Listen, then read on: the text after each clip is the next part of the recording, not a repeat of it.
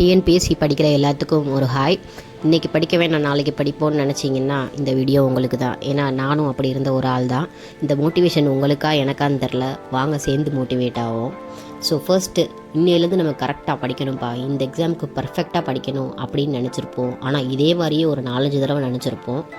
So எல்லா டைமும் தப்பு நம்ம மேலேயா இருக்கும் வாய்ப்பில்லை. ஃபேமிலி இஷ்யூஸாக இருந்திருக்கலாம், மூட் ஸ்விங்ஸ் இருந்திருக்கலாம், மென்டலி நீங்கள் ஸ்ட்ரகிள் பண்ணிகிட்டு இருந்திருக்கலாம்.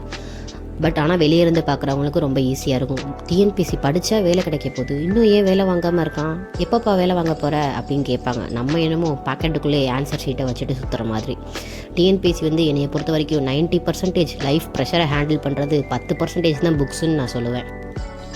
எது ரொம்ப வலிக்கும்னு குவிட் பண்ணுறது கிடையாது. நம்ம கஷ்டப்பட்டு படித்து ஒரு எக்ஸாம் எழுதியிருப்போம், 1 மார்க்கில் போயிருக்கோம். பட் திருப்பி அந்த புக்கை எடுக்கிறதுக்கே ஒரு கரேஜ் வேணும். அந்த தைரியத்தோடு திருப்பி நீங்கள் எடுக்கிறீங்கன்னா அதிலே நீங்கள் பாதி ஜெயிச்சிட்டிங்கன்னு தான் சொல்லுவேன் நான். ஸோ உங்களுக்கு தேவை ஒரு நாளைக்கு 8 மணி நேரம் படிக்கிறது, 10 மணி நேரம் படிக்கிறதுன்றது கிடையாது. ஒரு நாளைக்கு 2 மணி நேரம் படிக்கணும், ஆனால் டெய்லி படிக்கணும். ஏன்னா நான் தெரிஞ்சுக்கிட்டது அதுதான். ஒரு வாரம் 10 மணி நேரம் 8 மணி நேரம் படிச்சுட்டு திருப்பி நான் 10 நாள் படிக்காமல் இருக்கிறதுக்கு டெய்லி 2 மணி நேரம் படிக்கிறது, இட் ஃபெல்ட் ஆக்சுவலி குட். என்னடா கம்மியாக படிக்கணும் அப்படின்ற ஃபீலிங் இருந்தாலுமே நம்ம இன்றைக்கி படிச்சிட்டோம் அப்படின்ற ஒரு சாட்டிஸ்ஃபேக்ஷன் இருக்குது பார்த்தீங்களா, அதை வேறு எதுவுமே பீட் பண்ண முடியாதுன்னு தான் நான் சொல்லுவேன். சில நாள் புக்கை எடுக்கிறதுக்கே மைண்ட் இருக்காது. கண்டிப்பாக எனக்கு படிக்கணுமா, இன்றைக்கி ஒரு நாள் மட்டும் ரெஸ்ட் எடுத்துப்போம் அப்படின்ற ஃபீலிங்லாம் இருக்கும். அது உங்களுக்குன்னு இல்லை, எக்ஸாம் கிளியர் பண்ண டாப்பர்ஸும் இந்த ஃபேஸை கடந்து தான் வந்திருப்பாங்க. ஆனால் எக்ஸாம் கிளியர் பண்ணவங்களுக்கும் பண்ணாதவங்களுக்கும் இருக்க டிஃப்ரென்ஸ் அந்த ஒரு நாளில் தான் முடிவாகுது. என்ன முடிவு எடுக்க போகிறீங்கன்னு சொல்லி யோசிச்சு முடிவெடுங்க. சொசைட்டி உங்களை ஜட்ஜ் பண்ணும், ஃபேமிலி ஒரு செகண்ட் டவுட் வரும், என்னடா இவன் படிக்கிறானா அப்படின்னே சில நேரம் தோணும் உங்களுக்கு. சொந்தக்காரங்கள்லாம் நக்கல் பண்ணுவாங்க, அப்புறம்ப்பா ரொம்ப நாளாக படிச்சுக்கிட்டே இருக்க, இன்னும் வேலை கிடைக்கலையே அப்படின்வாங்க. ஸ்ட்ரேஞ்சர்ஸு இங்கே பாரு, அந்த பையன் 1 வருஷத்துலேயே கிளியர் பண்ணிட்டானா, இவன் செகண்ட் அட்டம்ப்டே கிளியர் பண்ணிட்டானா, நீ இன்னும் படிச்சுட்டு இருக்க அப்படின்னு சொல்லுவாங்க. ஆனால் இவங்க யாரும் உங்களோட எக்ஸாம் ஹாலில் உட்காந்து எக்ஸாம் எழுத போகிறது கிடையாது. ஸோ நீங்கள் என்ன நினைக்கிறீங்க அப்படின்றது தான் முக்கியம். நீங்கள் தான் உங்கள் கெரியருக்கு ஃபைட் பண்ணணும். உங்களோட லைஃப்பை மற்றவங்களுக்கு எக்ஸ்பிளைன் பண்ணி புரிய வைக்கணுன்ற அவசியம் உங்களுக்கு கிடையாது.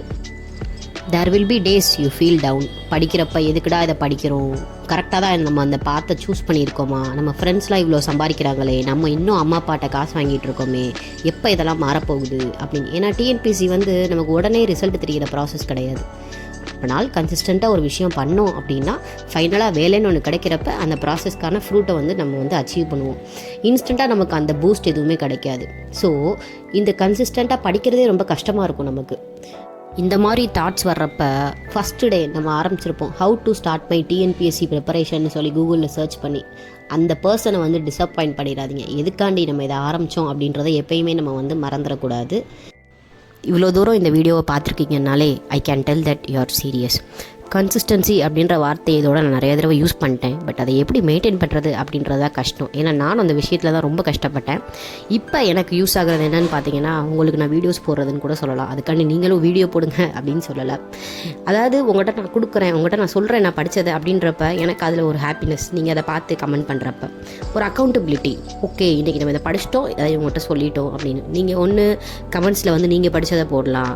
அப்போ உங்களுக்குள்ளே இன்ட்ராக்ட் பண்ணுறப்ப உங்களுக்கு ஒரு கான்ஃபிடென்ஸ் வரும். இல்லை உங்கள் ஃப்ரெண்ட்ஸ் ஸ்டடி சர்க்கிள் சேர்ந்து படிக்கிறீங்களா, அவங்களோட இன்றைக்கி படித்ததை நீங்கள் ஷேர் பண்ணிக்கலாம். அது உங்களுக்கு ரொம்ப யூஸ்ஃபுல்லாக இருக்கும். ஸோ இந்த மாதிரி தான் நமக்கு எந்த மெத்தட் செட் ஆகுதோ அதை ஃபாலோ பண்ணிக்கணும். ஸோ எனக்கு படிக்க டைம் இல்லை அப்படின்னு மட்டும் சொல்லாதீங்க. யாருக்குமே ஒரு 1 hour கூட ஒதுக்க முடியாத அளவுக்கு we are not that busy. Okay, so காலைல வெளில நான் எந்திரிச்சிருங்க. என்னைய கேட்டால் 4 o'clock 5 o'clock எந்திரிச்சு ஒரு 2 hours படிச்சுட்டு அன்றைக்கி டேயை ஸ்டார்ட் பண்ணுறப்ப ஒரு அக்கம்ப்ளிஷ்மெண்ட், வாவ் இன்றைக்கி டே நம்ம ரொம்ப ப்ரொடக்டிவாக ஆரம்பிச்சிட்டோம்ப்பா அப்படின்னு சொல்லிட்டு. இல்லையா, என்னால் அவ்வளோ நேரம் கண்டினியூஸாக உட்கார முடியாதுங்க, நைட்டு லேட்டாக தான் தூங்குவேன், எந்திரிக்க முடியலைன்னு ஃபீல் பண்ணுறீங்களா, 10 நிமிஷமாக சும்மா ஒரு 10 நிமிஷம், ஒரு 10 POQs, 4 திருக்குறள், ஒரு 2 பேஜ் மட்டும் முடிக்கிறது, ஒரு பேஜ் மட்டும் நோட்ஸ் எடுக்கிறது, இந்த மாதிரி கம்ப்ளீட் பண்ணிங்கனாலும் ஓகே. எது உங்களுக்கு கம்ஃபர்டபுளாக இருக்கோ அதை ஃபாலோ பண்ணிக்கோங்க. நான் சொல்கிற இந்த 1 hour 2 hour எல்லாமே ஒர்க்கிங் பீப்புள் இல்லை வீட்டில் வேலை பார்க்குறவங்க அந்த மாதிரி சொல்கிறேன். ஃபுல் டைம் ஆஸ்பிரண்ட்டாக இருக்கீங்க பார்த்தீங்களா, நீங்களும் இதை ஃபாலோ பண்ணணும்னு அவசியம் கிடையாது. உங்களால் எவ்வளோ படிக்க முடியுமோ அவ்வளோ படிங்க. பட் ஆனால் சம் டேஸ் உங்களுக்கு படிக்கிற மூடு இருக்காது. அப்போ நீங்கள் இதை ஃபாலோ பண்ணிக்கலாம். சரி, ஒரு 1 hour 2 hours படித்தோம் அப்படின்னு சொல்லிட்டு ஸ்கிப் பண்ணுறதுக்கு பதிலாக இந்த ஸ்கெடியூலை நீங்கள் ஃபாலோ பண்ணிக்கலாம். நான் அடிக்கடி ஒரு கோட் சொல்லுவேன், 1 day at a time. So இன்றைக்கி என்ன முடியுமோ அதை பண்ணுங்கள். நாளைக்கு வர்றதை நாளைக்கு ஃபேஸ் பண்ணிக்கலாம். ஆஸ்பிரன்ஸ் டு ஆஃபீஸர்ஸ் ஆகிறதுக்கு என்னோடய வாழ்த்துக்கள். நல்லா படிங்க, பி ஹாப்பி. நீங்கள் ஹாப்பியாக இருந்தாலே பாதி விஷயம் சரியாயிடும். எந்த அளவுக்கு இந்த வீடியோ உங்களுக்கு யூஸ்ஃபுல்லாக இருந்துச்சுன்னு தெரில. எனக்கு தோணுனதை நான் பேசினேன். எனக்கு ரிலேட்டபிளாக ஃபீல் ஆனதை உங்களுக்கும் பிடிச்சிருந்துச்சுன்னா ஐ வில் பி ஹாப்பி. உங்களுக்கு இது யூஸ்ஃபுல்லாக இருந்துச்சுன்னா ஐ வில் பி இன்னும் ஹாப்பி.